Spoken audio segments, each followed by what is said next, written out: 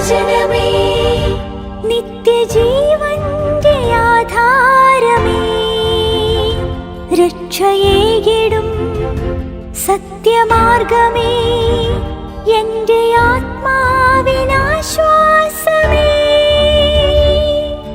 വചനം വചനം വചനം.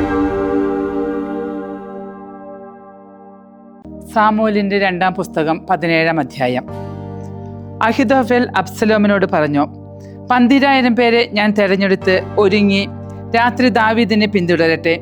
അവൻ ക്ഷീണിച്ച് കൈകൾ തളർന്നിരിക്കുമ്പോൾ ഞാൻ അവനെതിരെ ചെന്ന് അവനെ ആക്രമിക്കും. അപ്പോൾ അവന്റെ കൂടെയുള്ള ജനമെല്ലാം ഓടിപ്പോകും. അങ്ങനെ രാജാവിനെ മാത്രമായി ഞാൻ കൊന്നുകളയും. ജനം മുഴുവനെയും നിന്റെ പക്കൽ ഞാൻ തിരിച്ചെത്തിക്കും.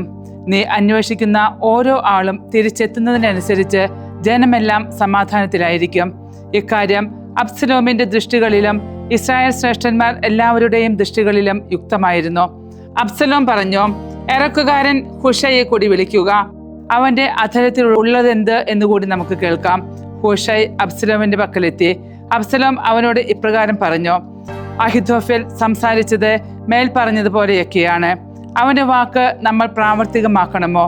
വേണ്ടെങ്കിൽ നീ സംസാരിക്കുക. ഹൂഷൈ അബ്സലോമിനോട് പറഞ്ഞു, ഇക്കുറി അഹിതോഫെൽ ഉന്നയിച്ച ഉപദേശം നല്ലതല്ല. തുടർന്ന് ഹൂഷൈ പറഞ്ഞു, നിന്റെ പിതാവും അവന്റെ ആളുകളും വീരന്മാരാണെന്ന് നിനക്കറിയാമല്ലോ. വനത്തിൽ സന്താന വിരഹ ദുഃഖം അനുഭവിക്കുന്ന കരടിയെ പോലെ രോഷം പൂണ്ട വ്യക്തികളാണവർ. നിന്റെ പിതാവ് പോരാളിയുമാണ്. അവൻ ജനത്തോടൊപ്പം രാപ്പാർക്കുകയില്ല. ഇതാ ഇപ്പോൾ തന്നെ അവൻ കുഴികളിലൊന്നിലോ സുരക്ഷിത സ്ഥാനങ്ങളിലൊന്നിലോ സ്വയം ഒളിച്ചു കാണും. അവയിൽ നമ്മിൽ ഒരാൾ തുടക്കത്തിലെ വീഴുമ്പോൾ തന്നെ ശ്രോതാവ് കേട്ടു പറയും, അബ്സലോമിന്റെ പിന്നാലെയുള്ള ആളുകൾക്കിടയിൽ പരാജയം സംഭവിച്ചിരിക്കുന്നു. അപ്പോൾ സിംഹച്ചങ്കുള്ള ധൈര്യവാന്മാർ പോലും പാടെ ചഞ്ചലനാകും. കാരണം നിന്റെ പിതാവ് പരാക്രമിയും അവന്റെ കൂടെയുള്ളവർ ധൈര്യവാന്മാരുമാണെന്ന് ഇസ്രായേലിന് മുഴുവൻ അറിയാം. ദാൻ മുതൽ ബെർശബ വരെ കടൽക്കരയിലെ മണൽത്തരി പോലെ അസംഖ്യമായ ഇസ്രായേൽ മുഴുവനും നിന്നോട് ചേർന്ന് ഒറ്റക്കെട്ടായി സംഘടിക്കണമെന്നും തിരുമനസ് തന്നെ യുദ്ധത്തിൽ ഏർപ്പെടണമെന്നുമാണ് ഞാൻ ഉപദേശിക്കുന്നത്. അവൻ എവിടെയായിരുന്നാലും അവനെ കണ്ടെത്താവുന്ന ഒളിയിടങ്ങളിലൊന്നിൽ അവന്റെ അടുത്തേക്ക് നമ്മൾ ചെല്ലും. നിലത്ത് മഞ്ഞുതുള്ളി വീഴുന്ന പോലെ നമ്മൾ അവന്റെ മേൽ വീഴും. അവിടെയോ അവന്റെ കൂടെയുള്ള സകല ആളുകളുടെ ഇടയിലോ ഒരുവൻ പോലും അവശേഷിക്കുകയില്ല. അവൻ ഒരു പട്ടണത്തിലേക്കാണ് വന്നു ചേരുന്നതെങ്കിൽ എല്ലാ ഇസ്രായേൽക്കാരും കൂടി ആ പട്ടണത്തിലേക്ക് വടം പൊക്കിയേറിയും. അവിടെ ഒരു കൽക്കഷണം പോലും കണ്ടെത്താത്ത വിധം നമ്മൾ അതിനെ താഴ്വരയിലേക്ക് വലിച്ചിടും. അപ്പോൾ അബ്സലോമും ഓരോ ഇസ്രായേൽ പൗരനും പറഞ്ഞു, ഇറക്കുകാരനായ ഹുഷയുടെ ഉപദേശം അഹിതോഫെലിന്റെ ഉപദേശത്തെക്കാൾ മെച്ചം തന്നെ. അബ്സലോമിന് അനർത്ഥം വരുത്തേണ്ടതിന് അഹിതോഫെലിന്റെ നല്ല ഉപദേശം അസ്വീകാര്യമാക്കാൻ കർത്താവ് നിശ്ചയിച്ചിരുന്നു. പിന്നെ ഹൂഷൈ പുരോഹിതന്മാരായ സാദോക്കിനോടും അബിയാഥറിനോടും പറഞ്ഞു, അഹിതോഫെൽ അബ്സലോമിനെയും ഇസ്രായേൽ ശ്രേഷ്ഠന്മാരെയും ഉപദേശിച്ചത് അവിധമാണ്. ഞാൻ ഉപദേശിച്ചതാകട്ടെ ഇவ்விധവും. ആകയാൽ നിങ്ങൾ തിടുക്കത്തിൽ ആളയച്ച് ദാവീദിന് ഇപ്രകാരം വാർത്തയെത്തിക്കുക, രാജാവും ആളുകളും കൊല്ലപ്പെടാതിരിക്കാൻ മരുഭൂമിയിലേക്കുള്ള കടവുകളിൽ നീ രാത്രി കഴിച്ചുകൂട്ടരുത്. അവിടം രാജാവിനും കൂടെയുള്ള സകല ജനത്തിനും വിനയാകാതിരിക്കാൻ നീ ബന്ധപ്പെട്ട് മുന്നേറണം. പരസ്യമായി പട്ടണത്തിലേക്ക് വരുവാൻ സാധിക്കാത്തത് കൊണ്ട് ജോനാഥനും അഹിമാസും എൻറോഗലിൽ നിൽക്കുന്നുണ്ടാകും. ഒരു പരിചാരക ചെന്ന് അവർക്ക് വാർത്ത നൽകും. അവർ ചെന്ന് ദാവീദ് രാജാവിനോട് വാർത്തയറിയിക്കും. എന്നാൽ ഒരു ഭൃത്യൻ അവരെ കണ്ടു. അവൻ അബ്സലോമിന് വിവരം കൊടുത്തു. അതുകൊണ്ട് ആ 2 പേരും തിടുക്കത്തിൽ നടന്ന് ബഹൂറിമിൽ ഒരാളുടെ വീട്ടിലേക്ക് ചെന്നു. അവന് മുറ്റത്ത് ഒരു കിണറുണ്ടായിരുന്നു. അവിടേക്ക് അവർ ഇറങ്ങി. വീട്ടുകാരി കിണർ മുഖത്ത് മൂടിയെടുത്ത് വിരിച്ച് അതിന്മേൽ നുറുക്ക് ധാന്യം നിരത്തി. അങ്ങനെ അക്കാര്യം അറിയപ്പെട്ടില്ല. അബ്സലോമിന്റെ ദാസന്മാർ ആ വീട്ടിൽ സ്ത്രീയുടെ പക്കലെത്തി ചോദിച്ചു, അഹിമാസും ജോനാഥനും എവിടെ? ആ സ്ത്രീ അവരോട് പറഞ്ഞു, അവർ നീർച്ചോല കടന്നുപോയി. അവർ അവരെ തേടി കണ്ടെത്തായികയാൽ ജെറുസലേമിലേക്ക് മടങ്ങി. അക്കൂട്ടർ പോയി കഴിഞ്ഞപ്പോൾ അവർ കിണറ്റിൽ നിന്ന് കയറി. അവർ ചെന്ന് ദാവീദ് രാജാവിനോട് വിവരമറിയിച്ചു. അവർ ദാവീദിനോട് പറഞ്ഞു, നിങ്ങൾ എഴുന്നേറ്റ് വേഗം ജലാശയം കടക്കുവേൻ. എന്തെന്നാൽ അഹിതോഫെൽ നിങ്ങൾക്കെതിരായി ഇപ്രകാരമൊക്കെ ഉപദേശിച്ചിരിക്കുന്നു. അപ്പോൾ ദാവീദും കൂടെയുള്ള സകല ജനവും എഴുന്നേറ്റ് ജോർദാൻ കടന്നു. നേരം വെളുക്കാറായപ്പോഴേക്ക് ജോർദാൻ കടക്കാതെ ആരും തന്നെ അവശേഷിച്ചിരുന്നില്ല. തന്റെ ഉപദേശം നടപ്പാക്കപ്പെട്ടില്ല എന്ന് കണ്ടപ്പോൾ അഹിതോഫെൽ കഴുതയ്ക്ക് ജീനിയിട്ട് പട്ടണത്തിലെ തന്റെ വീട്ടിലേക്ക് എഴുന്നേറ്റ് പോയി. തന്റെ കുടുംബത്തിന് വേണ്ട നിർദ്ദേശങ്ങൾ നൽകിയ ശേഷം അവൻ തൂങ്ങി മരിച്ചു. അവൻ പിതൃ ഖബറെടുത്തെങ്കിൽ സംസ്കരിക്കപ്പെട്ടു. ദാവീദ് മഹനയീമിലെത്തി. അബ്സലോമും ഒപ്പം ഇസ്രായേൽ പൗരഗണം മുഴുവനും ജോർദാൻ കടന്നു. യോവാബിന് പകരം അമാസയെ സൈന്യത്തിന് മേൽ അബ്സലോം നിയമിച്ചു. അമാസ ഇസ്രായേൽക്കാരനായ ഒരാളുടെ മകനായിരുന്നു. ഇത്ര എന്നു പേരുള്ള അവൻ നാഹാഷിന്റെ മകളും യോവാബിമിന്റെ അമ്മയും സെരൂയയുടെ സഹോദരിയുമായ അബീഗലിനെയാണ് പ്രാപിച്ചിരുന്നത്. ഇസ്രായേൽക്കാരും അബ്സലോമും ഗിലെയാദ് ദേശത്ത് പാളയമടിച്ചു. ദാവീദ് മഹനയീമിലെത്തിയപ്പോൾ അമ്മോന്യരുടെ റബ്ബായിൽ നിന്ന് നാഹാഷിന്റെ മകൻ ഷോബി, ലോദബാറിൽ നിന്ന് അമ്മീയേലിന്റെ മകൻ മാക്കീർ, റോഗലീമിൽ നിന്ന് ഗിലെയാദുകാരൻ ബർസില്ലായ് എന്നിവർ കിടക്ക, തളികകൾ, മൺപാത്രങ്ങൾ എന്നിവയും ഗോതമ്പ്, യവം, മാവ്, മലർ, അമരയ്ക്ക, പയറുകൾ, മലർ, തേൻ, തൈര്, ആട്, മാട്ടിൻപാൽക്കട്ടി എന്നിവ ദാവീദിനും കൂടെയുള്ള ജനത്തിന് ഭക്ഷിക്കാനായും എത്തിച്ചിരുന്നു. എന്തെന്നാൽ ജനം മരുഭൂമിയിൽ വിശന്നും ക്ഷീണിച്ചും ദാഹിച്ചുമാണ് ഇരിക്കുന്നതെന്ന് അവർ കരുതി. സാമുവേലിന്റെ 2-ാം പുസ്തകം 18-ാം അധ്യായം. ദാവീദ് കൂടെയുള്ള സംഘത്തെ എണ്ണിത്തിട്ടപ്പെടുത്തി അവരുടെ മേൽ സഹസ്രാധിപന്മാരെയും ശതാധിപന്മാരെയും നിയമിച്ചു. 1/3 സംഘത്തെ യോവാബിന്റെ പക്ഷത്തും 1/3 യോവാബിന്റെ സഹോദരനും സെരൂയയുടെ പുത്രനുമായ അബിഷായിയുടെ പക്ഷത്തും 1/3 ഗത്തുകാരനായ ഇത്തായിയുടെ പക്ഷത്തുമായി ദാവീദ് അയച്ചു. ദാവീദ് സംഘത്തോട് പറഞ്ഞു, നിങ്ങളോടൊപ്പം ഞാനും പുറപ്പെടുക തന്നെ ചെയ്യും. സംഘം പറഞ്ഞു, നീ ഞങ്ങളോട് കൂടെ വരരുത്. എന്തെന്നാൽ ഞങ്ങൾ തോറ്റോടിയാൽ അവർ ഞങ്ങളിലേക്ക് ശ്രദ്ധ തിരിക്കുകയില്ല. ഞങ്ങളിൽ പകുതി പേർ മരിച്ചാലും അവർ ഞങ്ങളിലേക്ക് ശ്രദ്ധ തിരിക്കുകയില്ല. ഇപ്പോൾ ഞങ്ങളെപ്പോലെ 10,000 ഉണ്ടല്ലോ. ആകയാൽ അങ്ങ് ഞങ്ങൾക്ക് പട്ടണത്തിൽ നിന്ന് സഹായമാകുന്നതാണ് നല്ലത്. രാജാവ് അവരോട് പറഞ്ഞു, നിങ്ങളുടെ ദൃഷ്ടികളിൽ ഉത്തമമായത് ഞാൻ ചെയ്യാം. കവാട പാർശ്വത്തിൽ രാജാവ് നിന്നു. ശതങ്ങളായും സഹസ്രങ്ങളായും സൈന്യം മുഴുവൻ പുറപ്പെട്ടു.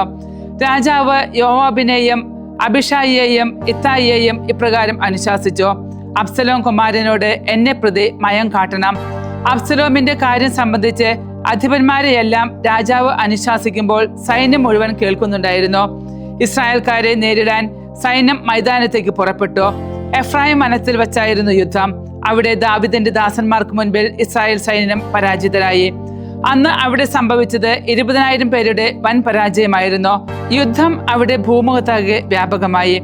സൈന്യത്തിനിടയിൽ വാൾ വിഴുങ്ങിയവരെക്കാൾ അധികം പേരെ വിഴുങ്ങുന്നതിന് അന്ന് വനം മുമ്പിട്ടു നിന്നു. അബ്സലോം ദാവീദിന്റെ ദാസന്മാരുടെ മുൻപിൽ പെടുന്നതിനിടയായി. കോവർ കഴുതപ്പുറത്ത് ഓടിച്ചു പോവുകയായിരുന്നു അബ്സലോം. കോവർ കഴുത ഒരു വലിയ ഓക്കുമരത്തിന്റെ കെട്ടുപിണഞ്ഞ ശാഖയ്ക്ക് കീഴിലൂടെ പോകുമ്പോൾ അവന്റെ തല ഓക്കുമരത്തിൽ കുരുങ്ങി. അവൻ ആകാശത്തിനും ഭൂമിക്കും മധ്യ പെട്ടുപോവുകയും അവന്റെ കീഴിലെ കോവർ കഴുത കടന്നു പോവുകയും ചെയ്തു. ഒരുവൻ അത് കാണുകയും യോവാബിന് വാർത്ത നൽകുകയും ചെയ്തു.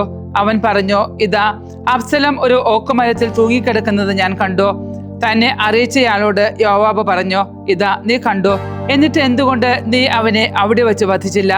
നിനക്ക് 10 വെള്ളി നാണയങ്ങളും ഒരു അരപ്പട്ടയും തരുന്നതിന് ഞാൻ നിന്റെ മേൽ പ്രസാദിക്കുമായിരുന്നുവല്ലോ. അയാൾ യോവാബിനോട് പറഞ്ഞു, ഞാൻ എൻ്റെ ഉള്ളം കൈയിൽ 1000 വെള്ളി നാണയങ്ങളുടെ ഭാരം അനുഭവിക്കുന്നവൻ ആയാൽ പോലും രാജകുമാരനെതിരെ ഞാൻ കരം നീട്ടുമായിരുന്നില്ല.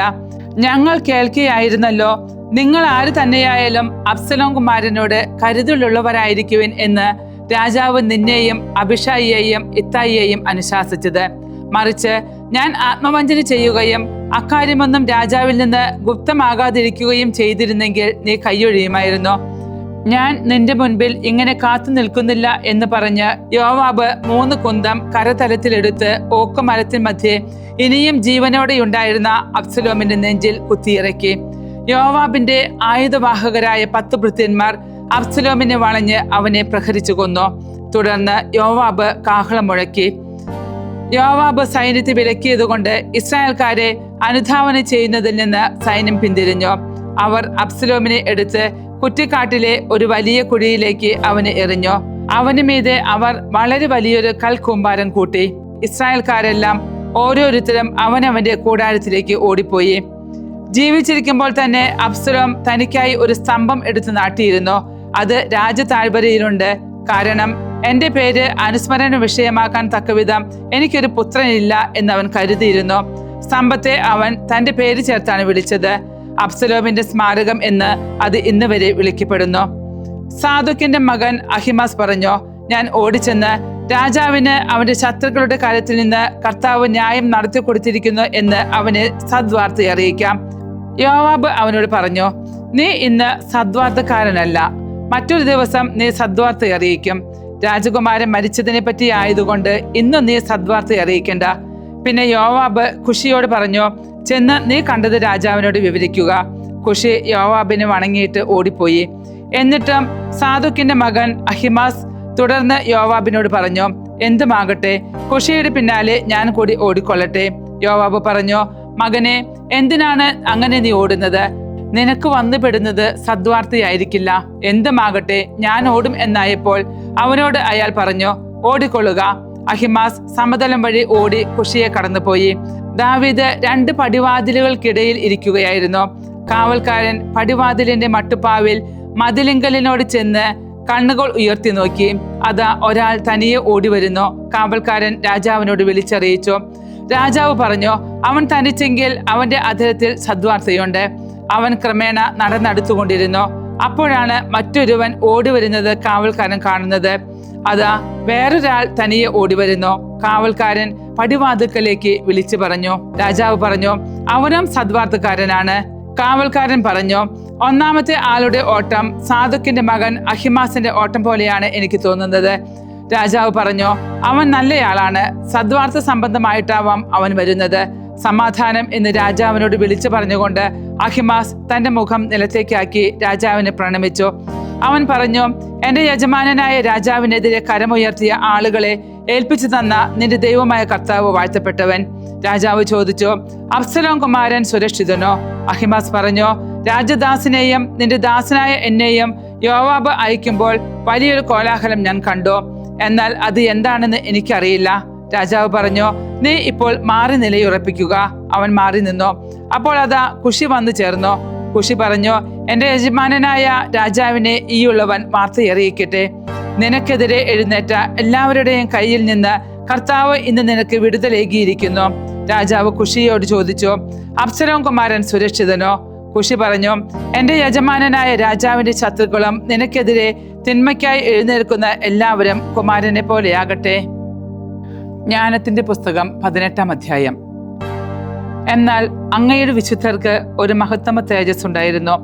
ശത്രുക്കൾ അവരുടെ ശബ്ദം കേട്ടെങ്കിലും അവരുടെ രൂപം കണ്ടില്ല.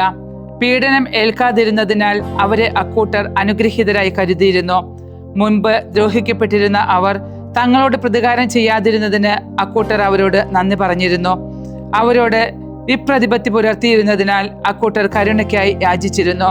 അതിനുപരിയായി അവർക്ക് അജ്ഞാതമായിരുന്ന വഴിയിൽ അങ്ങ് വഴികാട്ടിയായി ജ്വലിക്കുന്ന അഗ്നിസ്തംഭം നൽകി. അങ്ങയുടെ മഹത്വമേറിയ കുടിയേറ്റത്തിൽ അത് നിരുപദ്രവകാരിയായ സൂര്യനായിരുന്നു. എന്നാൽ നിയമത്തിന്റെ ഒളിമങ്ങാത്ത പ്രകാശം ലോകമെങ്ങും നൽകേണ്ടിയിരുന്ന അങ്ങയുടെ മക്കളെ ബന്ധനസ്ഥരാക്കി സൂക്ഷിച്ചിരുന്ന അക്കൂട്ടർ വെളിച്ചം നിഷേധിക്കപ്പെട്ടവരാകാനും തമോഗ്രഹബദ്ധരാകാനും അർഹരായിരുന്നു. അങ്ങയുടെ വിശുദ്ധ ജനത്തിന്റെ പൈതങ്ങളെ വധിക്കാൻ അക്കൂട്ടർ തീരുമാനിച്ചപ്പോൾ ഉപേക്ഷിക്കപ്പെട്ട ഒരു ശിശുവിനെ രക്ഷിച്ച അങ്ങ് അക്കൂട്ടരുടെ അനേകം ശിശുക്കളെ ശിക്ഷയ്ക്കായി മാറ്റി നിർത്തി. അക്കൂട്ടരെ ഒന്നായി വലിയ ഒരു ജലപ്രവാഹത്തിൽ അങ്ങ് നശിപ്പിച്ചു. തങ്ങൾ വിശ്വാസമർപ്പിച്ച വാഗ്ദാനങ്ങളിൽ ഉറപ്പാർന്ന അറിവോടെ ആനന്ദിക്കാൻ തക്കവിധം തങ്ങളുടെ പിതാക്കന്മാർക്ക് ആ രാത്രിയെക്കുറിച്ച് മുന്നറിവ് ലഭിച്ചിരുന്നു. നീതിമാന്മാരുടെ രക്ഷയും ശത്രുക്കളുടെ നാശവും അങ്ങയുടെ ജനം പ്രതീക്ഷിച്ചു. എതിരാളികളെ അങ്ങ് ശിക്ഷിച്ചതിലൂടെ വിളിച്ച ഞങ്ങളെ അങ്ങ് മഹത്വപ്പെടുത്തി. സജ്ജനങ്ങളുടെ വിശുദ്ധ സന്തതികൾ രഹസ്യത്തിൽ ബലിയർപ്പിക്കുകയും ഏകമനസ്സായി ദൈവിക നിയമം അനുവർത്തിക്കുകയും ചെയ്തു പോന്നു. അങ്ങനെ വിശുദ്ധർ ഭാഗ്യ ദൗർഭാഗ്യങ്ങൾ ഒന്നുപോലെ പങ്കിട്ടനുഭവിച്ചു. അവർ മുൻപേ തന്നെ പിതാക്കന്മാരുടെ സ്തുതികൾ പാടിയിരുന്നു. ശത്രുക്കളുടെ രോദനത്തിന്റെ കോലാഹലം മാറ്റൊല്ലുകൊണ്ടിരുന്നു. കുഞ്ഞുങ്ങളെ പ്രതിയുള്ള അവരുടെ ദീനരോദനം വിദൂരങ്ങളിലും വ്യാപിച്ചിരുന്നു. അടിമയും യജമാനനും ഒരേപോലെ ശിക്ഷിക്കപ്പെട്ടു. പ്രജയും രാജാവും സമാനമായവ സഹിച്ചു. എല്ലാവർക്കും ഒരുമിച്ച് ഒരേ വിധമുള്ള മരണം. മൃതദേഹങ്ങൾ അസംഖ്യമായിരുന്നു. അവ സംസ്കരിക്കാൻ ജീവിച്ചിരുന്നവർ മതിയായിരുന്നില്ല. എന്തെന്നാൽ അക്കൂട്ടരുടെ വത്സല സന്തതികൾ ഒറ്റ നിമിഷം കൊണ്ട് നശിപ്പിക്കപ്പെട്ടിരുന്നു. മന്ത്രവാദം മൂലം എല്ലാം അവിശ്വസിച്ചിരുന്ന അക്കൂട്ടർ തങ്ങളുടെ ആദ്യജാതരുടെ മരണം കണ്ടപ്പോൾ ആ ജനത്തെ ദൈവസന്തതിയായി തിരിച്ചറിഞ്ഞു. പ്രശാന്ത മൂകത എല്ലാറ്റിനെയും വലയം ചെയ്യുകയും രാത്രിയുടെ അയനം പാതിവഴിയിലെത്തുകയും ചെയ്തപ്പോൾ സ്വർഗത്തിൽ നിന്നുള്ള അങ്ങയുടെ സർവശക്ത വചനം രാജകീയ സിംഹാസനത്തിൽ നിന്ന് അങ്ങയുടെ കാപ്പട്യമില്ലാത്ത കൽപ്പനയാകുന്ന മൂർച്ചയുള്ള ഖഡ്ഗം ധരിച്ച ഒരു ധീര യോദ്ധാവിനെ പോലെ ശാപഗ്രസ്തമായ ആ ദേശത്തിന്റെ മധ്യേ കുതിച്ചെത്തി. അത് നിലയുറപ്പിച്ച് എല്ലാറ്റിനെയും മരണം കൊണ്ട് നിറച്ചു. ഭൂമിയിൽ നിന്നുകൊണ്ട് തന്നെ അത് സ്വർഗത്തെ സ്പർശിക്കുകയായിരുന്നു. അപ്പോൾ പെട്ടെന്നുള്ള ഭീകര സ്വപ്ന കാഴ്ചകൾ അവരെ ഭയവിഹുലരാക്കി. അപ്രതീക്ഷിത ഭീതികൾ അവരുടെ മേൽ വന്നു ഭവിച്ചു. അവിടെയും ഇവിടെയുമായി അർദ്ധപ്രാണരായി താഴെ വീണവർ തങ്ങൾ മരിക്കുന്നതിന്റെ കാരണം വെളിപ്പെടുത്തുകയായിരുന്നു. എന്തെന്നാൽ കാരണമറിയാതെ കഠിനയാതനയിൽ അവർ മരിക്കാതിരിക്കാൻ അവരെ അലട്ടിയ ഭീകര സ്വപ്നങ്ങൾ ഇതിനെക്കുറിച്ച് അവരെ മുൻകൂട്ടി അറിയിച്ചിരുന്നു. മരണത്തിന്റെ പരീക്ഷണം നീതിമാന്മാരെയും സ്പർശിച്ചു. മരുഭൂമിയിൽ വെച്ച് ഒരു ഗണത്തിന്റെ മേൽ മഹാമാരി വന്നു ഭവിച്ചു. എന്നാൽ ക്രോധം നീണ്ടു നിന്നില്ല. എന്നാൽ കുറ്റമറ്റ ഒരു മനുഷ്യൻ പ്രാർത്ഥനയും പാപപരിഹാരത്തിന്റെ ധൂപാർച്ചനയുമാകുന്ന തന്റെ ശുശ്രൂഷയുടെ ആയുധമെടുത്ത് പെട്ടെന്ന് അവരുടെ നായകനായെത്തി. അവൻ ക്രോധത്തെ ചെറുക്കുകയും വിനാശത്തിന് അറുതി വരുത്തുകയും അങ്ങനെ താൻ അങ്ങയുടെ ദാസൻ എന്ന് തെളിയിക്കുകയും ചെയ്തു. അവൻ ക്രോധത്തെ ശമിപ്പിച്ചത് കായബലത്താലോ ആയുധശക്തിയാലോ അല്ല, പിതാക്കന്മാരോടുള്ള വാഗ്ദാനങ്ങളും ഉടമ്പടികളും അനുസ്മരിച്ചുകൊണ്ട് ശിക്ഷകനെ അവൻ വചനത്താൽ വശത്താക്കി. എന്തെന്നാൽ മൃതദേഹങ്ങൾ ഒന്നിനുമേൽ ഒന്നായി കുന്നുകൂടിയപ്പോൾ അവൻ മധ്യേ നിന്ന് ക്രോധത്തെ ശമിപ്പിക്കുകയും ജീവിക്കുന്നവരിലേക്കുള്ള അതിന്റെ വഴി തടയുകയും ചെയ്തു. എന്തെന്നാൽ അവന്റെ നീണ്ട മേലങ്കിക്ക് മേൽ സർവ്വലോകവും ഉണ്ടായിരുന്നു. 4 നിര രത്നക്കല്ലുകളുടെ ലിഖിതത്തിൽ പിതൃമഹിമകളും അവന്റെ ശിരസിലെ കിരീടത്തിൽ അങ്ങയുടെ പ്രതാപവും. വിനാശകൻ ഇവയ്ക്ക് കീഴടങ്ങി. ഇവയെക്കുറിച്ച് അവന് ഭയമുണ്ടായി. അവന് ക്രോധത്തിന്റെ ഈ രുചി മാത്രം മതിയായിരുന്നു. വിശുദ്ധ യോഹന്നാൻ എഴുതിയ സുവിശേഷം 6-ാം അധ്യായം 16 മുതൽ 24 വരെയുള്ള തിരുവചനങ്ങൾ. വൈകുന്നേരമായപ്പോൾ അവന്റെ ശിഷ്യന്മാർ കടൽ തീരത്തേക്ക് പോയി. അവർ ഒരു വള്ളത്തിൽ കയറി കടലിനക്കരെ കഫർനാമിലേക്ക് പുറപ്പെട്ടു. അപ്പോൾ നേരം ഇരുട്ടി തുടങ്ങി.